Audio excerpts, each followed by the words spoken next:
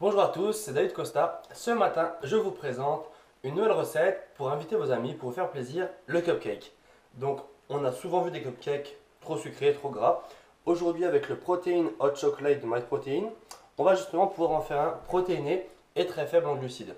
Donc, on va mettre dans un shaker une dose de 25 g de poudre. Donc ici, on est goût chocolat.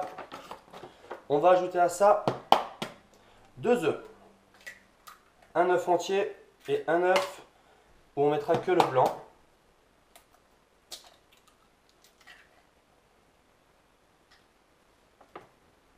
Voilà, hop. C'est bon. Tac. Ensuite, on va mélanger le tout.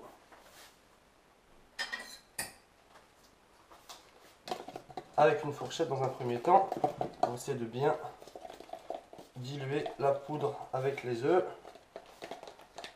Voilà, ça prend un petit peu. Il faut pas lâcher, il faut y aller en bas, en bas, en bas. Voilà, ça commence à prendre un petit peu. Alors on continue jusqu'à avoir un mélange qui est quasiment homogène. Pour plus de facilité, on peut carrément prendre un saladier et puis un fouet de cuisine pour que ça aille plus vite. Là, ça y est, j'ai réussi à faire ma petite pâte, quasiment sans grumeaux. Voilà.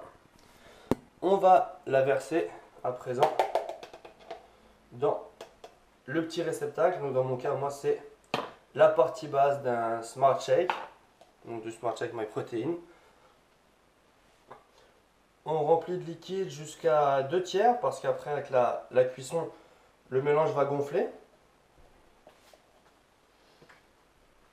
Donc ça colle, hein. Pas hésiter à les racler.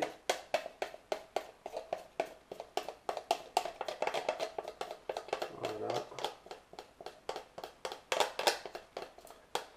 Évidemment, vous pouvez rajouter plein de choses dans ce cupcake, dans cette recette. Moi, j'ai fait une version vraiment très basique avec parfum chocolat. On peut rajouter des cacahuètes si on aime bien, d'autres graines.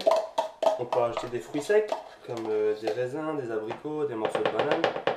Il y a vraiment le choix. Hop. Voilà. À présent, on va placer au micro-ondes. On va le placer dans un premier temps 1 minute pour voir. Et puis on va suivre l'évolution de la cuisson. Voilà, ça vient de terminer. Je l'ai mis 45 secondes. Donc, comme vous pouvez le voir, ça a commencé à monter. On commence à avoir un bloc qui est un petit peu solide. On va juste le piquer avec un couteau pour voir si la cuisson était bonne.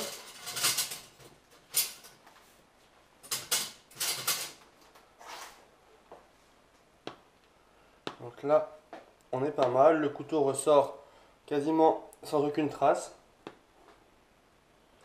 On va à présent laisser refroidir. Donc là, dans mon cas, le petit réceptacle, je l'ai mis 1 minute. On laisse refroidir. On peut placer au frigo. Et puis on peut le consommer ensuite, soit totalement froid, soit tiède. Donc après, n'hésitez pas à agrémenter en saupoudrant par exemple par-dessus de protéines. On peut rajouter tous les parfums qu'on veut pour mettre un petit peu de variété et de plaisir dans la recette.